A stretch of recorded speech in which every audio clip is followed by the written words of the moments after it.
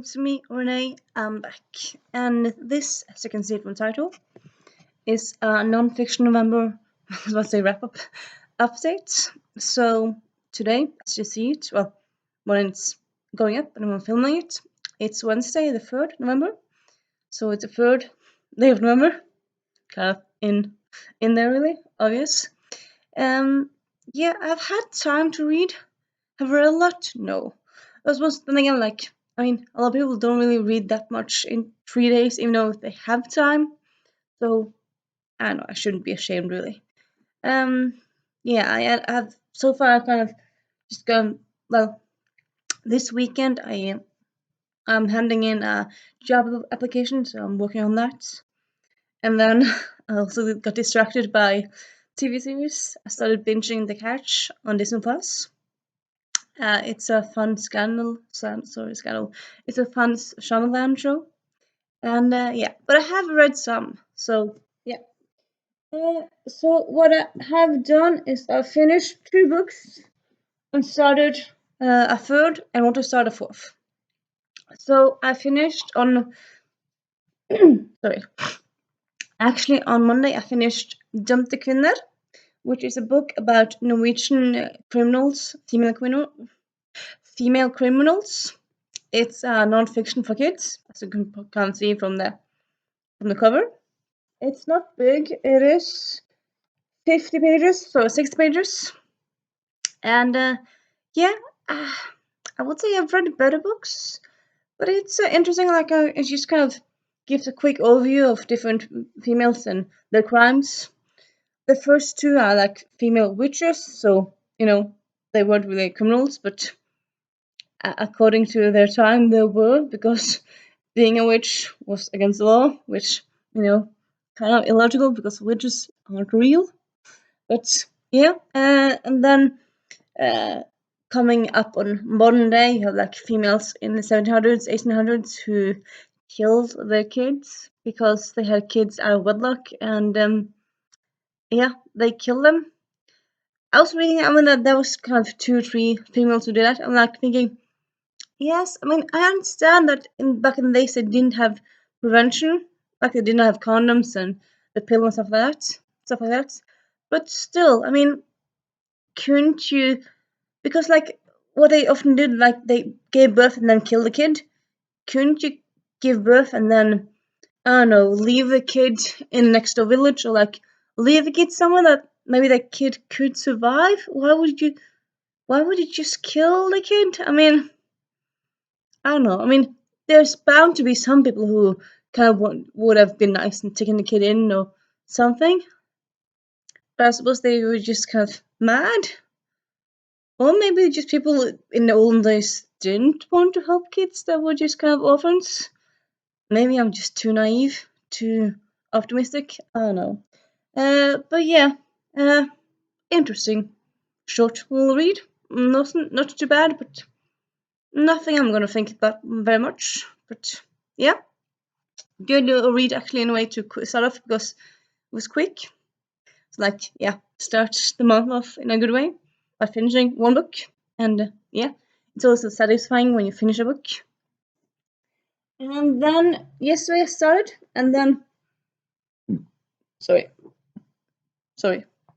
and then today morning I finished Dear Reader, which is a book about reading, kind of obvious in the title, but yeah. It's 220 pages, so not long at all, as you see. It's both a book about reading in general, but it's also about the life of Kathy Reitzenbrink, the author. She talks about her own reading journey, how she discovered the joy of reading, and different books she's read through her life, and yeah. And she's worked in different bookstores in the UK, and yeah, and it's a delightful, very short, fun read. Also, very beautiful cover, as you see. So beautiful.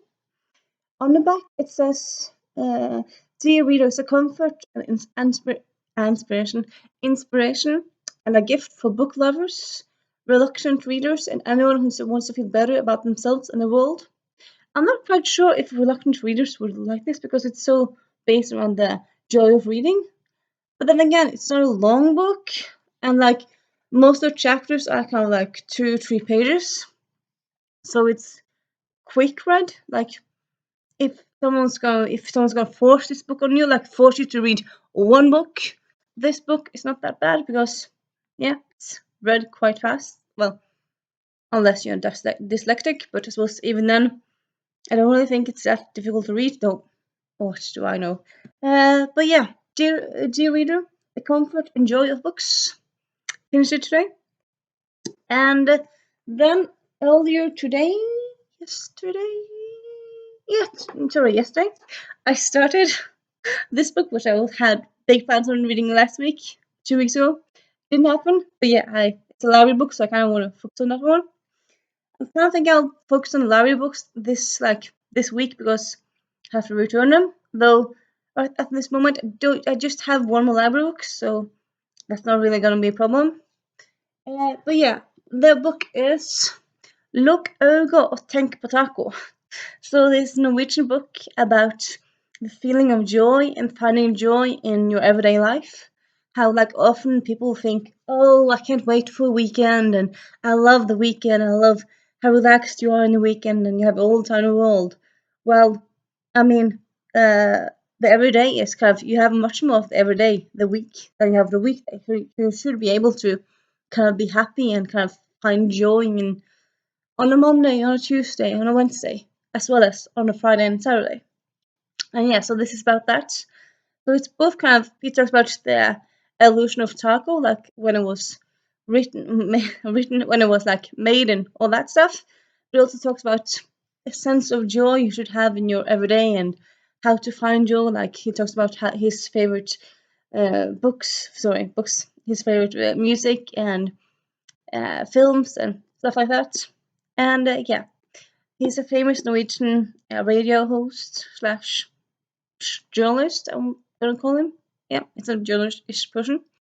And yeah, this one came out last year. 2 years ago? Last year? Curious. Last year.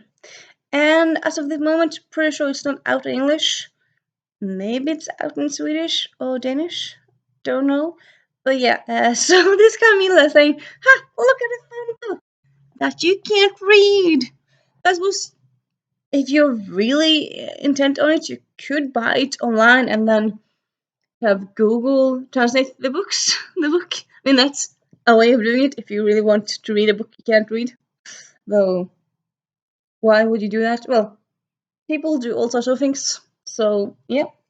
So yeah, I'm thinking I might read this a bit late because I did borrow it at the end of last month. So I actually have it 2-3 more weeks. So I have some time to finish this.